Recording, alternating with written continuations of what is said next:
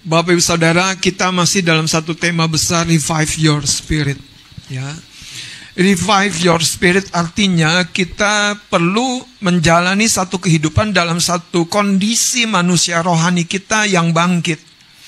Satu kondisi manusia rohani kita yang hidup. Saudara, orang matilah yang tidak berespon. Katakan amin. Amin. Coba tengok kanan kirinya, berespon gak dia?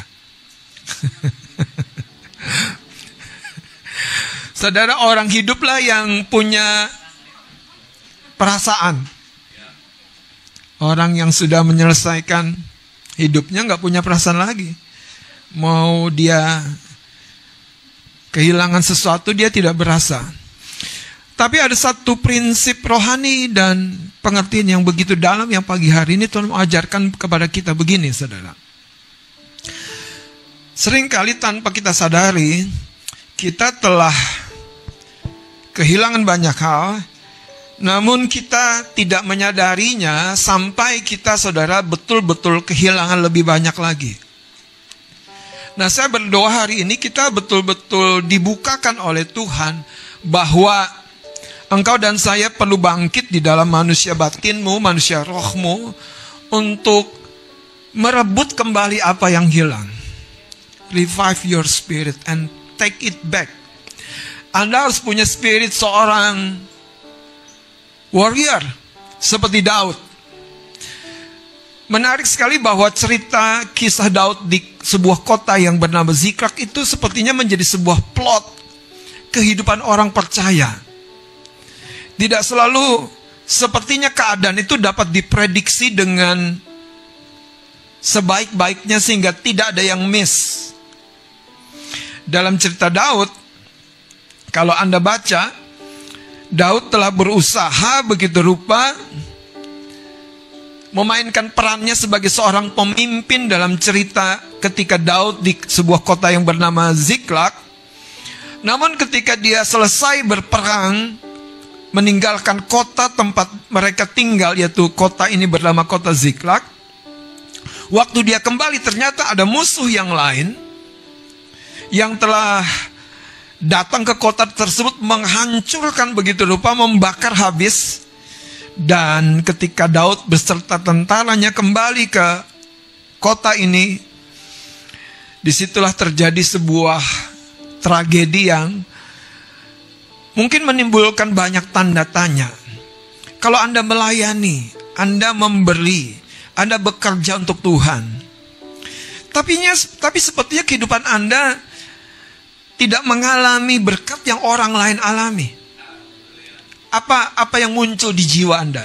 Apa yang muncul di hati Anda?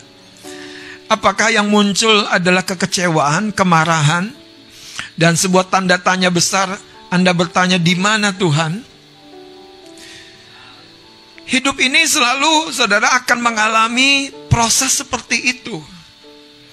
Karena itu kita harus mengalami sebuah prinsip, revive your spirit. Waktu ku takut, aku percaya.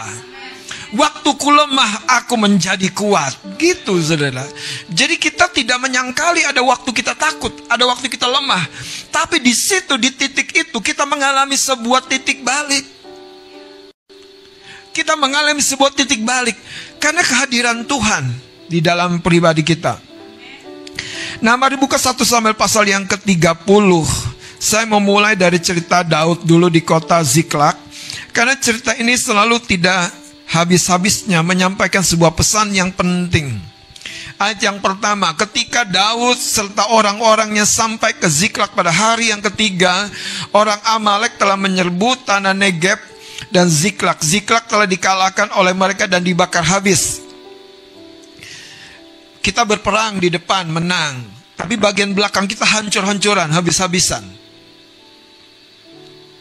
Kita tampil begitu nice, tapi di rumah mungkin hujan air mata.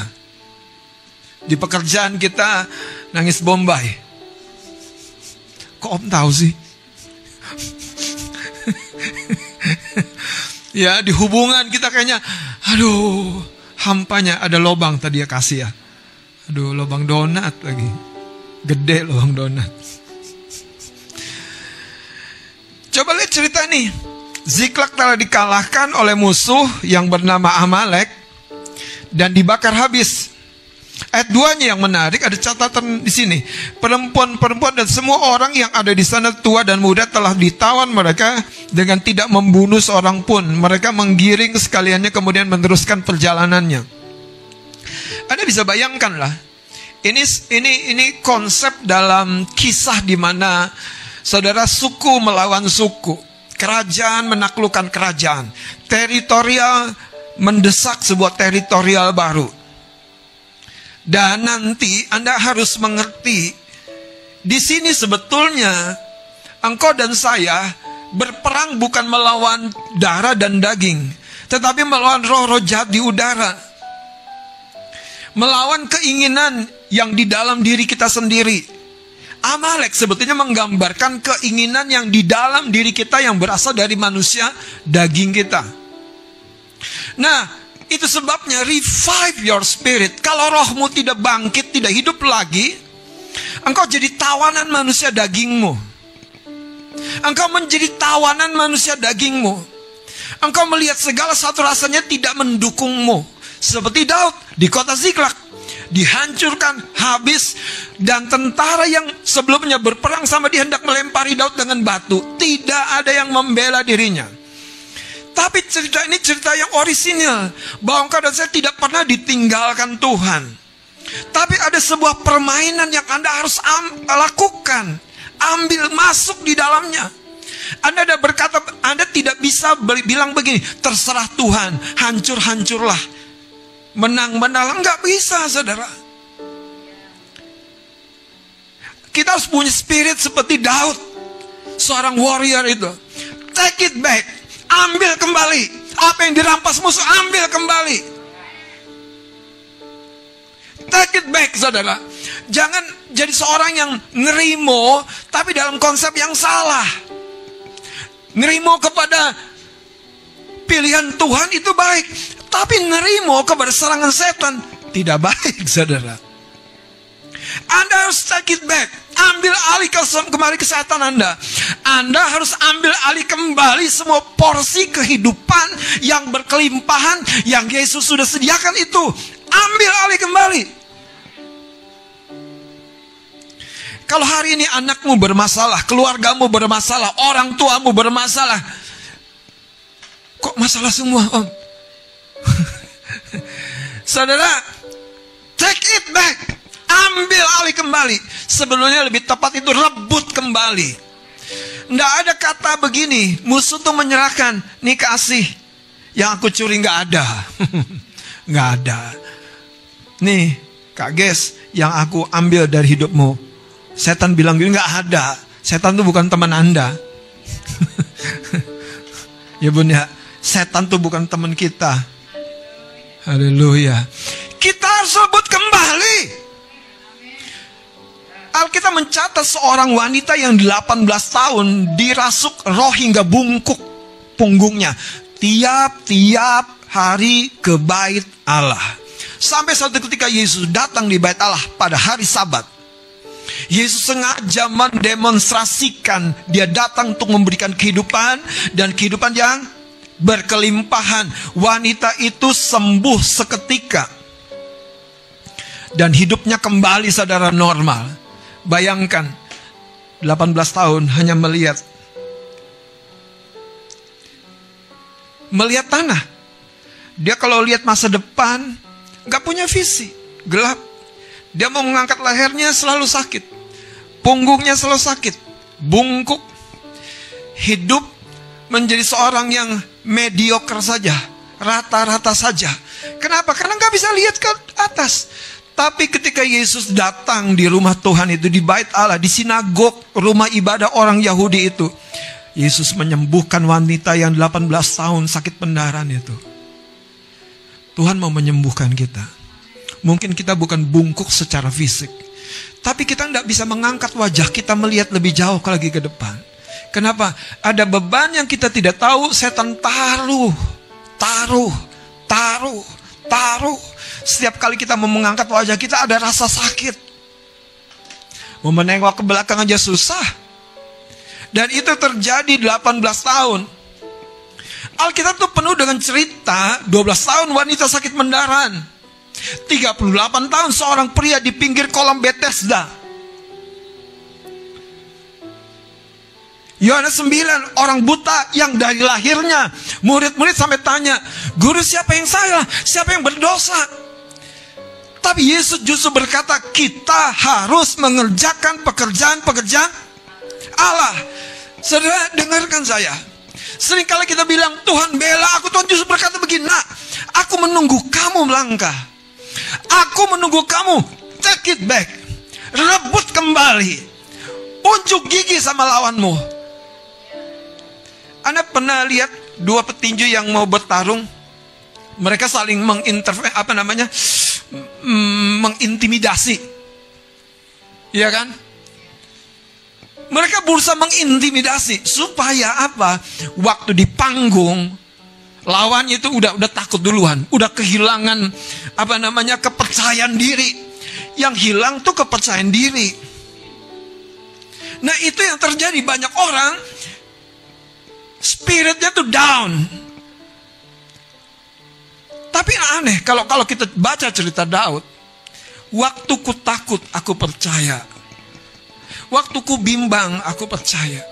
Jadi kita akan selalu mengalami masa-masa seperti itu. Gereja Efesus, gereja di Sardis, di kitab Wahyu dicatat. Itu gereja-gereja yang mengalami dilema-dilema, masalah-masalah seperti itu. Ada kebaikannya, tetapi kita harus jujur. Ada masalah juga, ada bolongnya juga, ada donat yang gak penuh juga. Kita harus bangkitkan roh kita. Mari kita lanjutkan, saudara. Haleluya. Ayat 3, ketika Daud dan orang-orangnya sampai ke kota itu, tampaklah kota itu terbakar habis dan istri mereka serta anak-anak mereka yang laki-laki dan perempuan telah ditawan. Katakan telah ditawan.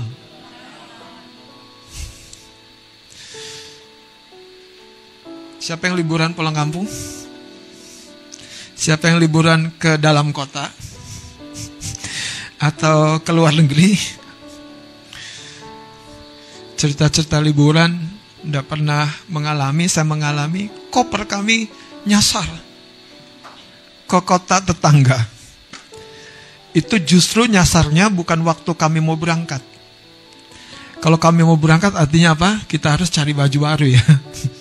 Kebetulan dong om, bagus. Buat saya bukan bagus. Jadi waktu pulang, koper nyasar. Padahal udah bagus-bagus. Jadi gini saudara, jangan hanya lihat ke diri kita, apa yang salah ya dari hidup kita. Kami udah check-in dengan bagus. Tapi kalau itu terjadi, jangan Anda jadi gini, ya kok koperku hilang? Saudara, habis waktumu. Ya kok koperku yang hilang? Boya kopernya kakak yang hilang. Saudara, kadang-kadang kita tuh main terlalu halus. Saya sih, bukan kita, saya suka menyerah. Yang terjadi, terjadilah. Itu dulu. Tapi waktu itu terjadi, saudara, saya senang sih sama respon kakak, sama respon beberapa orang. Kita cari di mana orang yang bertanggung jawab untuk perkara ini. Kita cari bagian saudara tadi tuh yang mencatat bagasi kita. Kakak sampai, bapak namanya siapa? Ditanya pula. Ya biasa kan, ahli hukum. Kalau perlu kita foto. Kalau nggak balik, take it back. Ini masalah koper, bukan masalah sederhana. Tapi waktu itu terjadi, saudara, dengerin saya. Apa yang terlintas dalam pikiranmu sih? Apakah sesuatu itu bisa terjadi secara kebetulan? Bisa nggak terjadi secara kebetulan? Sorry nih, kalau saya ngomong agak unik. Bisa nggak jerawat itu kebetulan muncul di sini? munculnya di sini loh. Kayak Pinocchio. Pernah lihat? Di ujung kita nih. Kebetulan nggak? Nggak ada yang kebetulan, saudara. Beneran loh. Setiap keburukan, kejatuhan, kekalahan, itu nggak ada yang kebetulan. Anda tahu, dunia ini bukan hanya manusia yang bekerja, tapi roh-roh jahat. Kata kitab Efesus pasal yang kedua, bekerja. Kalau waktu itu koper itu hilang, saudara, ya nggak apa-apa lah, percuma pakaian kotor. Cerita ini akan menjadi sebuah cerita yang kosong. Tapi saya tahu Tuhan sedang mengajar sesuatu. Jangan jadi orang yang, ya koper aku yang hilang. No, berhenti mengasihi dirimu sendiri. Berhenti nangis-nangis Bombay. Revive your spirit and take it back. Take it back. Take it back. Rebut kembali. Anda bukan dilahirkan jadi orang yang kehilangan ini, kehilangan itu, kehilangan ini, kehilangan itu, kehilangan ini. Enggak. Anda harus menyala di dalam roh Anda. Aku nggak bisa begini, karena yang melakukan ini bukan Tuhan. Tuhanku maha baik. Dia hanya punya rencana yang teramat sangat baik. Yang melakukan ini kepadaku musuh, saudara. Coba lihat ceritanya. Ayat 6-nya, Daud sangat terjepit karena rakyat hendak melempari dia dengan batu. Oh, tidak ada yang membela lagi. Tapi makanya saya mau kasih tahu, seorang yang akan menjadi raja dalam kehidupan ini, itu seorang yang punya mentalitas seperti Daud. Itu mampu usaha gagal, bangkit lagi. Bangkit lagi. Pekerjaan gagal, bangkit lagi. Revive your spirit. Hidupkan kembali gelora di dalam dirimu. Hidupkan kembali nyala api di dalam tungku api batinmu. Anda harus tahu, Anda adalah anak Allah yang maha tinggi. Bukan secara daging, bukan secara lahiriah, tapi kau diperanakan di dalam surga. Artinya apa? Berkat-berkatmu, setiap hak-hakmu itu dari surga. Itu lebih tinggi dari muka bumi ini. Anda berhak untuk setiap kebahagiaan hidupmu. Berhak. Anda boleh berkata seperti Daud, tidak ada keluargaku yang akan hilang. Tidak ada bagian hidupku yang akan hilang. Ada sebuah ayat yang berkata begini, tidak ada yang mustahil bagi orang yang... Anda percaya? Anda percaya? Nah, masalahnya di sini, banyak orang dia tidak tahu key-nya itu, kuncinya itu percayanya. Waktu kita hanya percaya pada satu tingkat tertentu, ayat itu sepertinya tidak bekerja pada level pengharapan kita. Makanya di dalam proses tumbuh kembang iman kita, Anda harus mengizinkan bukan hanya informasi masuk, tapi keyakinan, iman. Itu yang Daud miliki. Ketika segala sesuatu tidak mendukung dirinya, aku tahu Allah tetap di pihakku. Mari kita lihat. Daud menguatkan kepercayaannya, ayat 6 bagian akhir. Daud menguatkan kepercayaannya. Katakan menguatkan kepercayaan. Anda harus bangun imanmu tentang keuangan. Anda harus bangun imanmu tentang kesehatan. Anda harus bangun imanmu tentang hubungan. Anda harus bangun imanmu tentang masa depanmu. Maka tidak ada yang mustahil lagi. Kenapa? Karena level imanmu dibangun. Rasul Paulus suatu ketika berbicara kepada jemaat Korintus, saat ini aku hanya bisa bicara kepada kanak-kanak rohani. Kenapa? Jemaat Korintus hanya terpesona dengan berbagai mujizat dan karunia. Tapi kalau bicara tentang iman, keyakinan, dasar-dasar, di kitab Korintus Rasul Paulus bicara tentang dasar. Bicara tentang pembangunan rumah. di kitab Korintus. Itu sebabnya kita harus bangun diri kita dengan firman yang memberikan iman. Dan iman itu yang membuat tidak lagi ada yang mustahil. Katakan amin. Anda harus bisa berkata begini, sebelum 30 aku akan menikah. Oh iya, Anda semangat, tujuannya tuh bukan sekedar haleluya. Tujuannya tuh bukan sekedar perkara daging. Anda menikah itu menggenapkan rencana Tuhan. Anda menikah itu menggenapkan rencana Tuhan. Katakan amin. Boleh dipercepat gak Om? Nanyanya jangan sama saya. Saya yang nanya sama Anda. Memang udah siap? Nah gitu dong. Haleluya. Kandidat sudah ada sih Bang, tapi hati ini kenapa belum menetap? Bertobatlah. Bertobatlah. Nah lihat ayat ini saudara, dengerin saya. Revive, bangkitkan, hidupkan kembali manusia rohmu. Maka engkau tidak dipimpin oleh manusia dagingmu. Gak ada uang, gak ada modal, hujan, gimana aku mau berangkat, mau pergi, mau usaha, gak ada peluang, gak ada bisnis.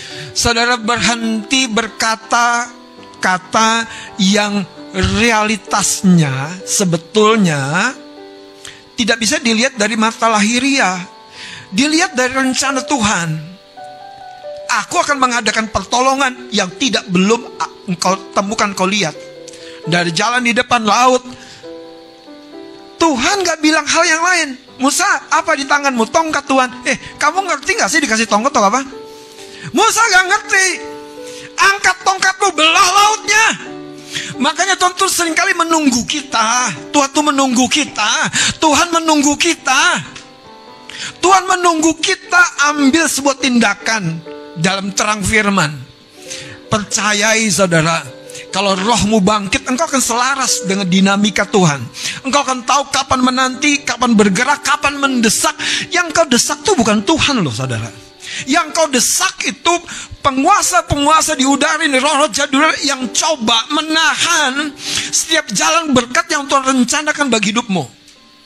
Anda kalau lihat bosmu, saudara, maaf ya, licik, curang, apa yang sedang bekerja pada orang seperti itu? Tentu spirit, roh yang mendorong dia jadi curang, jadi licik. Itu saudara. Kenapa ada bos yang berkemurahan hati? Karena ada roh yang terbuka, murah hati. Itu sebabnya kita perlu berdoa seperti itu sebagai karyawan-karyawan. Supaya ada kemurahan Tuhan menaungi hati rekan kerja, pemimpin kita. Bukan sebaliknya, roh tamak, roh licik. Makanya jangan cuma komplain dan ngomel doang. Haleluya. Coba lihat Daud ayat yang ke-8.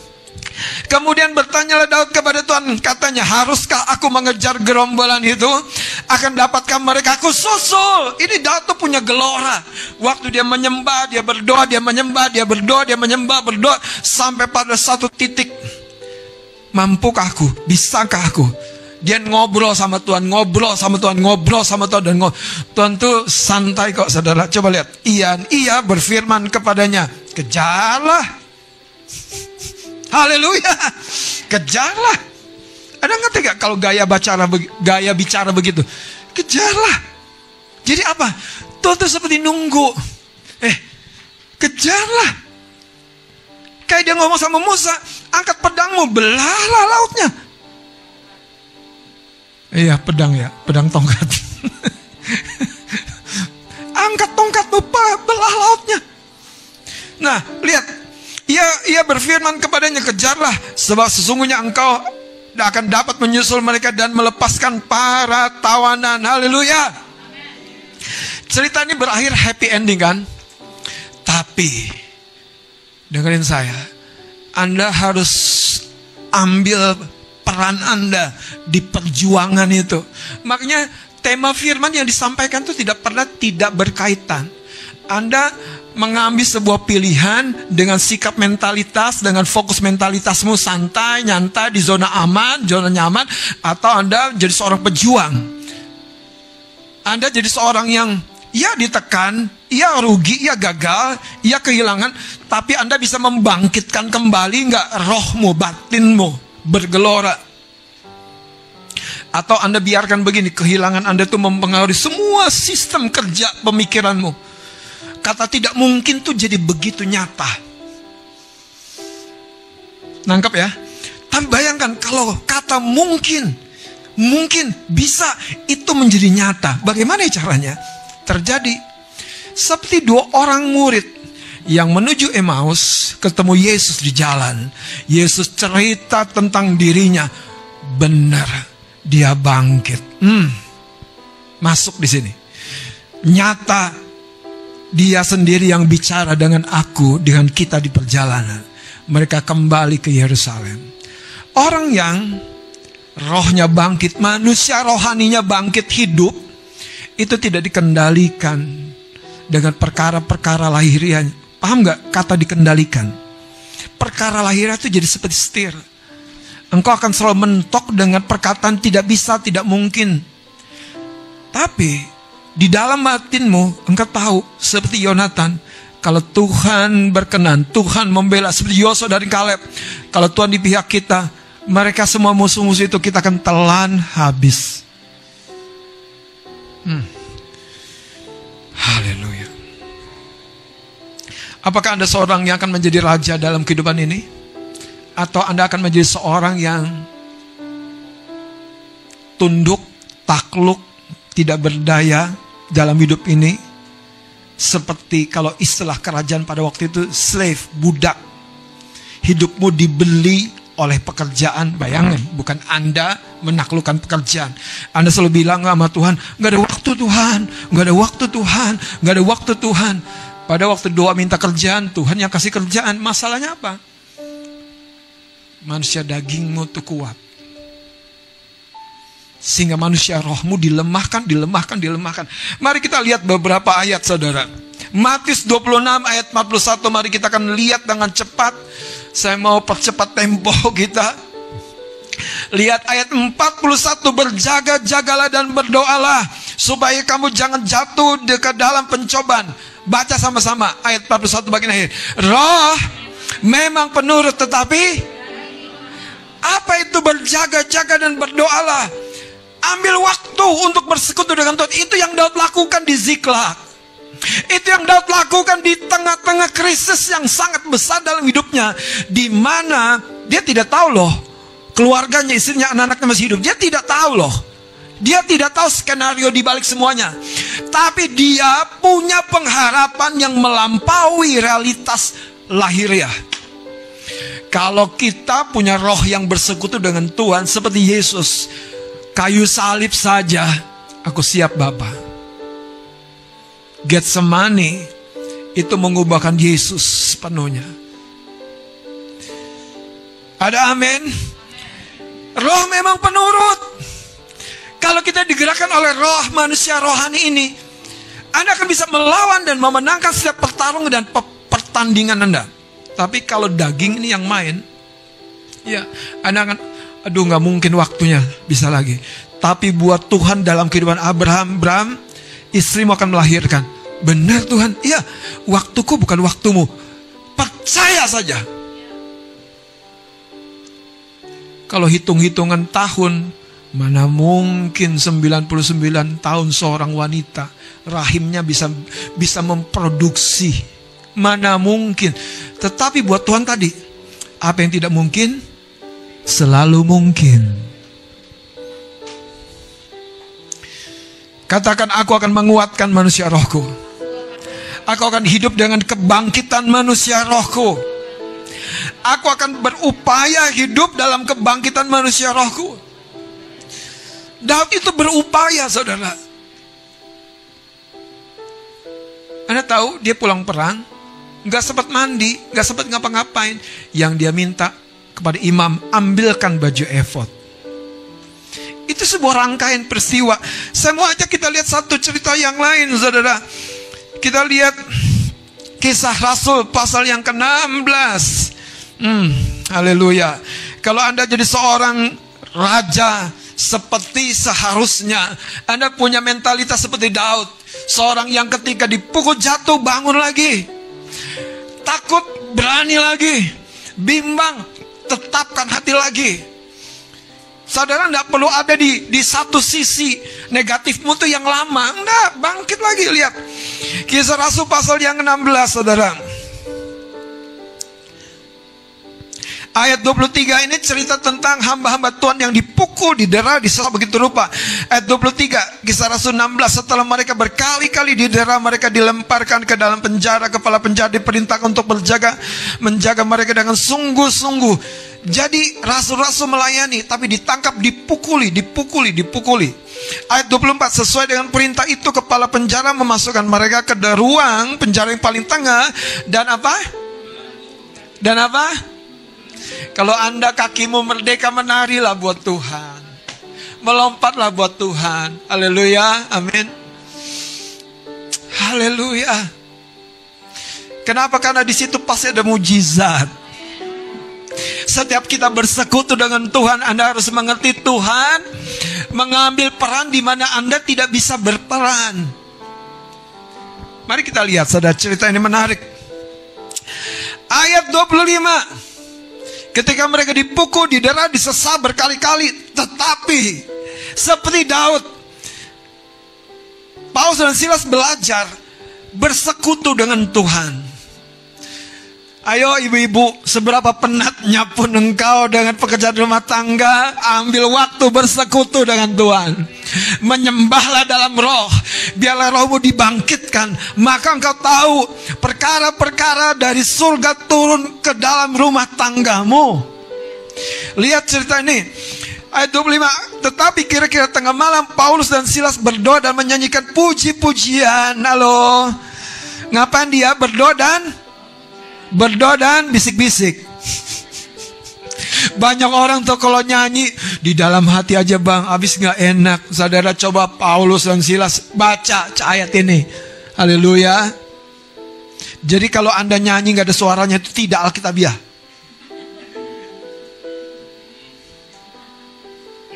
Lihat ayat ini, saudara. Baca ayat 25 sama-sama. 2, 3. Tetapi kira-kira tengah malam, Paulus dan Silas berdoa dan wah, 2 orang hamba Tuhan yang babak belur ini konser di tengah-tengah di mana dia dipasung babak belur. Dia memuji menyembah, berdoa. Ayat yang ke-26. Akan tetapi, Anda paham gak sih kata akan tetapi? Kontras gitu, yang tidak terbayangkan.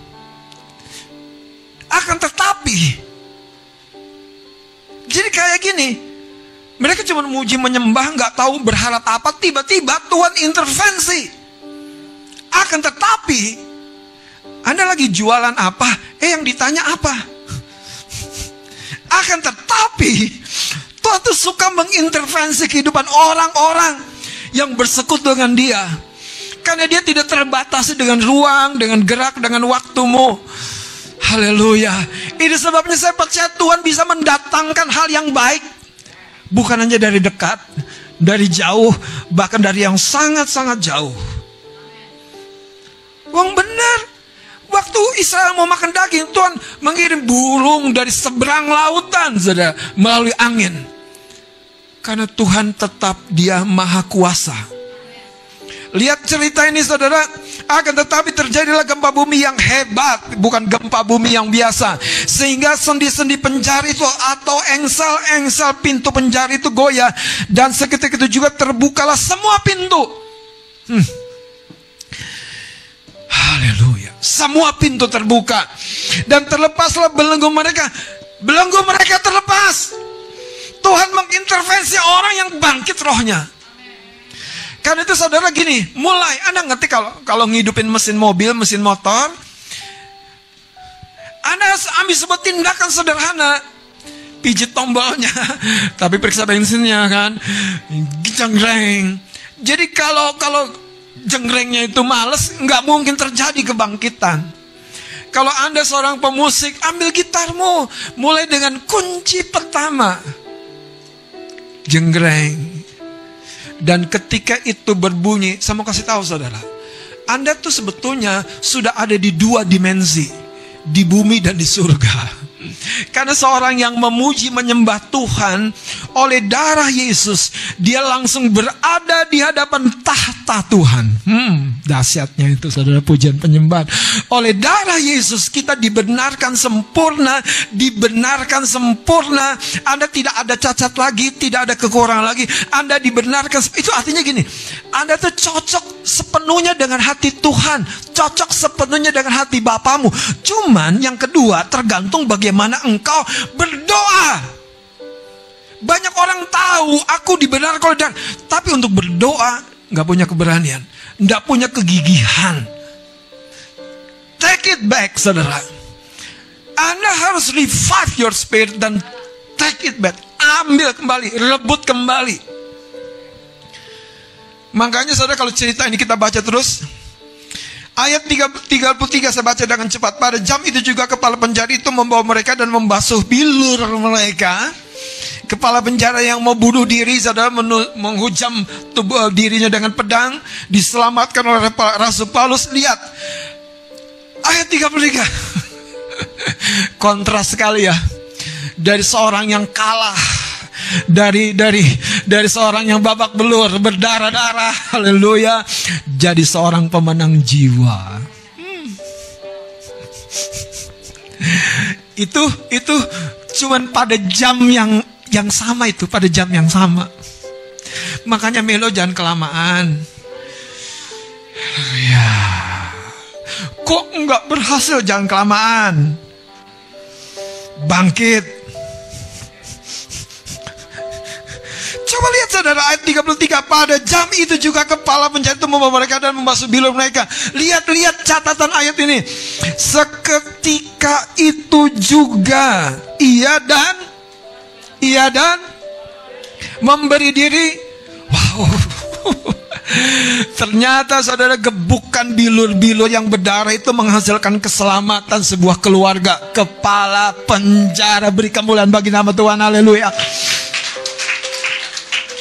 Siapa yang tahu skenario Tuhan di balik penderitaanmu?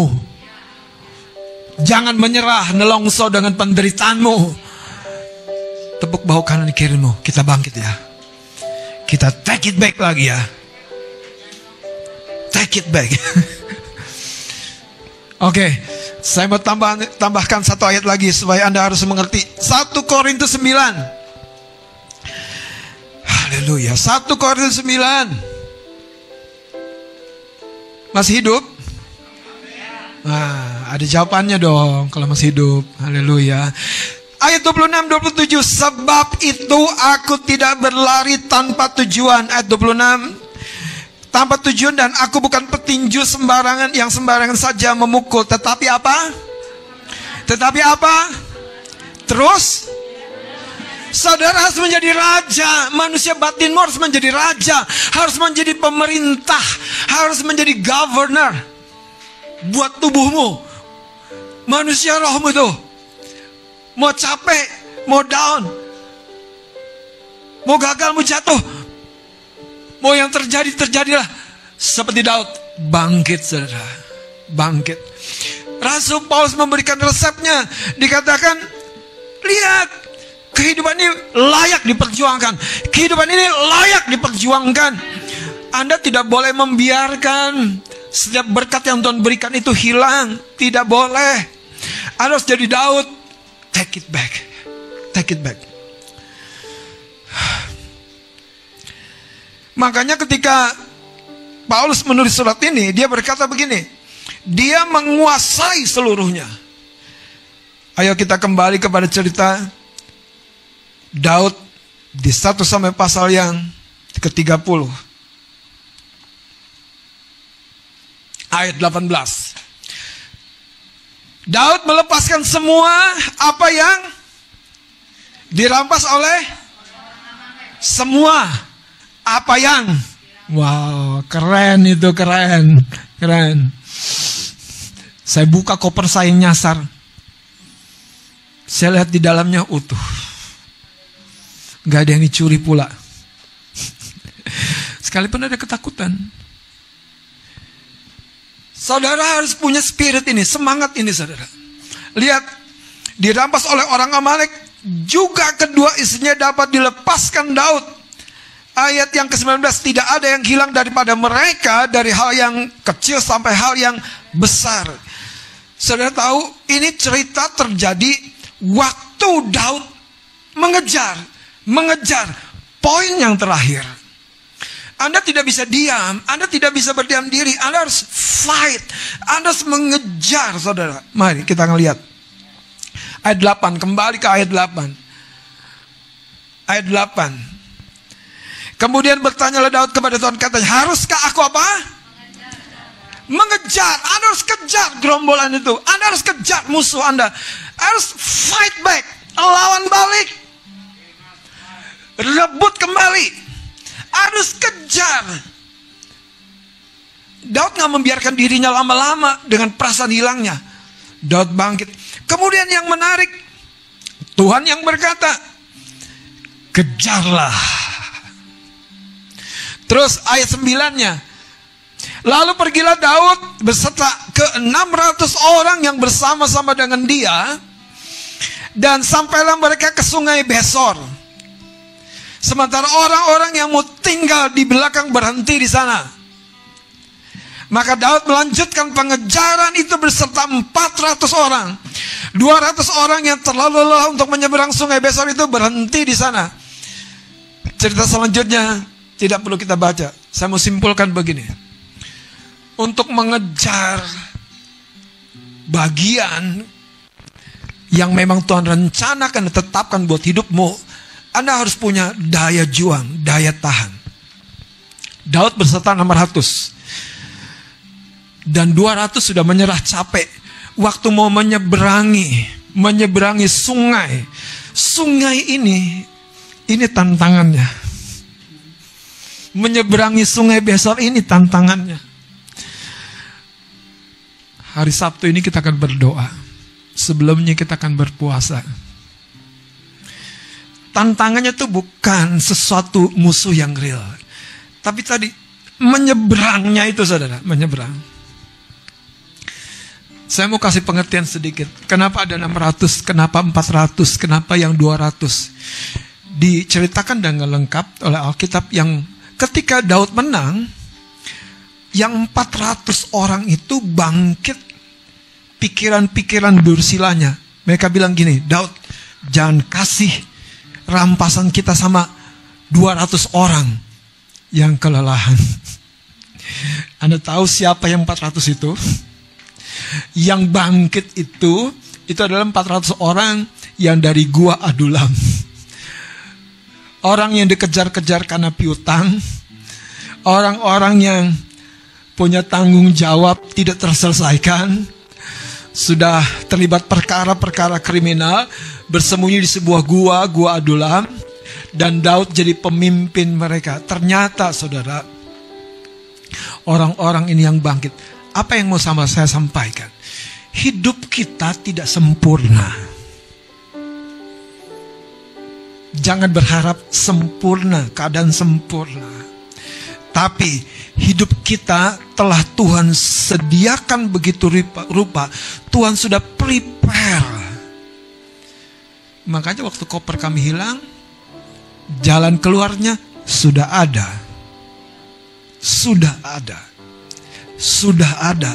Cuman kita harus mengejarnya, saudara. Mengejarnya.